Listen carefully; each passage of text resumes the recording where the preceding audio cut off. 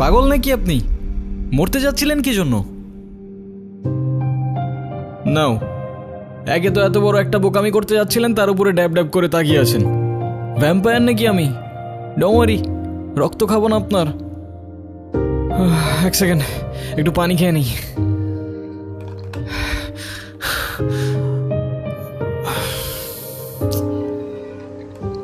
একে তো সুইসাইড করতে যাচ্ছিল, তার উপরে ড্যাব ড্যাব করে তাকিয়ে আছে।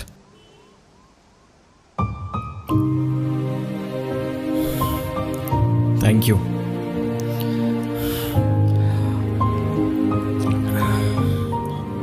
দেখেন, আমি জানি না আপনি কে, তবে এতটুকু জ্ঞান তো দিতেই পারি যে আপনার কষ্ট যতদিন আপনার ভেতরে চেপে রাখবেন না, সেটা বিষ হয়ে ভেতর থেকে আপনাকেই খেয়ে ফেলবে। এখন বলুন, এই বোকামিটা কেন করতে যাচ্ছিলেন?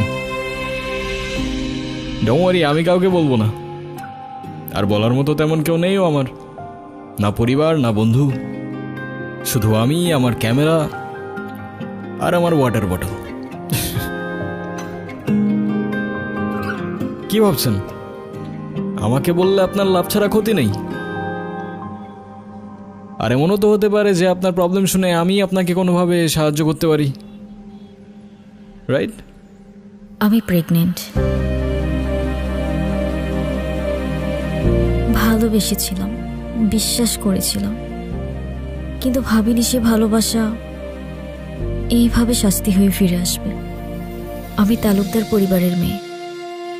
আমাদের পরিবারের সমাজের নিয়ম না মেনে কিছু করে ফেলা মানে সবার কাছে একটা লজ্জা হয়ে যাওয়া।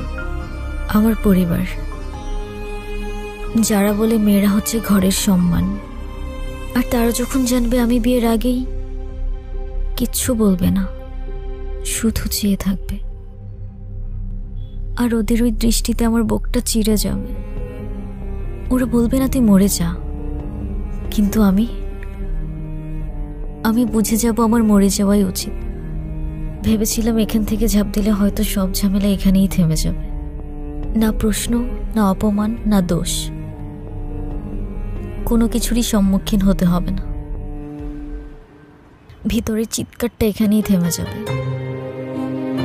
এখান থেকে ঝাঁপ দিলে আপনার চিৎকার থেমে যাবে সে ব্যাপারে তো কোনো সন্দেহ নাই, কিন্তু যার জন্য আপনি এখানে আসলেন সে তো দিব্যি ঘুরে বেড়াবে, রাইট?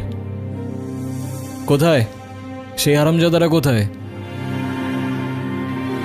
আপনার বয়ফ্রেন্ড? কোথায় সে?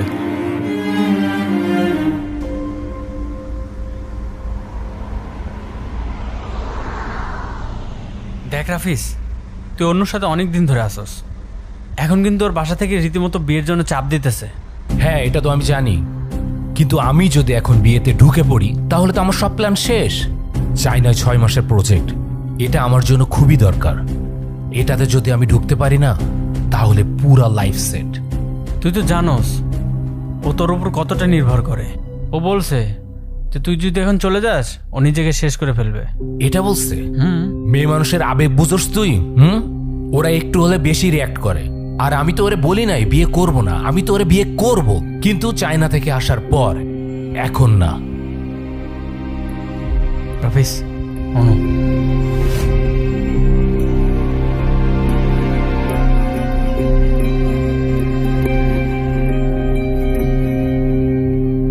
তাহলে তুমি যাচ্ছ?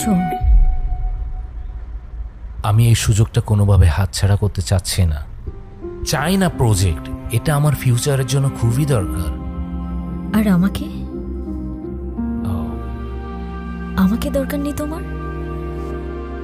তুমি কি একটাবারও ভেবেছ তুমি চলে গেলে এরপর কি হবে? আচ্ছা, তুমি জানো যে আমি তোমার জন্য কি ভাবি না ভাবি, কিন্তু আমি যদি এখন বিয়ে ঠিয়ে করি তাহলে আমার সব গুলিয়ে যাবে। তার মানে আমি সব গুলিয়ে দিচ্ছি? তুমি কেন বুঝতে চাচ্ছ না? আমি যদি 6টা মাস সবকিছু ভালোভাবে হ্যান্ডেল করি তাহলে আমরা একটা স্টেবল লাইফ পাবো। আমরা? তুমি তোমার লাইফটা গুছাচ্ছ, সেখানে আমি কোথাও নেই।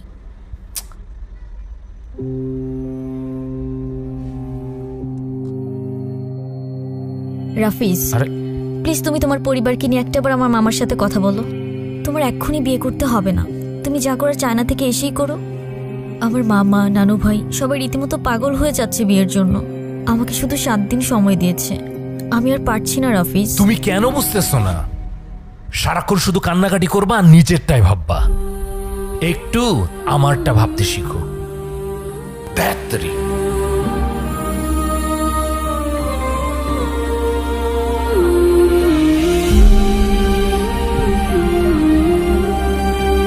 যদিও আমি এর বিপক্ষে, কিন্তু আপনি চাইলে তো।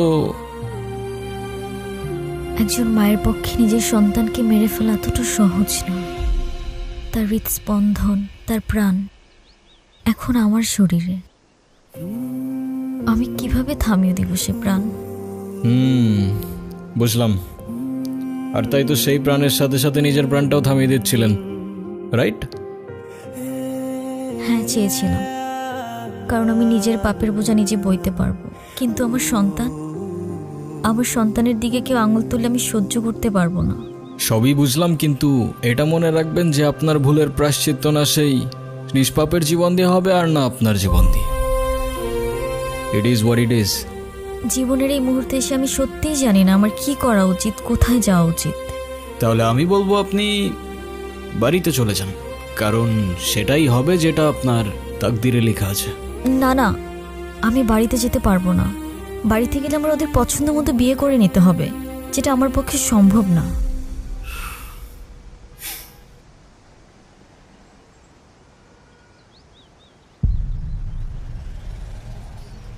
আপনি কি কিছু বলতে চাচ্ছিলেন?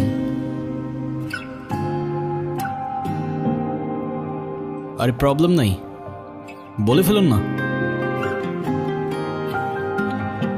আপনি আমাকে বিয়ে করতে পারবেন?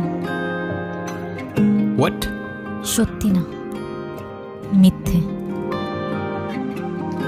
আরে বুঝাই বলেন না, আমি কিছু বুঝতে পারতেছি না, মাথায় ঢুকতেছে না কিছু আমার। ধরুন আমি আপনাকে স্বামী সাজিয়ে আমাদের বাড়িতে নিয়ে গেলাম। কিছুদিন পর আপনি ওখান থেকে চলে যাবেন। তখন তো আমার সন্তানের পরিচয় নিয়ে কেউ প্রশ্ন তুলতে পারবে না। তারপর রাফিজ যখন আসবে তখন বিয়ে করে নেব। সরি, আমি আসলে বুঝতে পারছি না আমি কি বলছি না বলছি। আপনি কেনই বা আমার জন্য এত কিছু করবেন? সরি। আচ্ছা চলেন। আপনার জন্য মা হবেন না আপনি? একজন মায়ের জন্য এটুকু তো করাই যায়, বলেন? চলেন, আসেন আসেন, আর ভেবে লাভ নাই।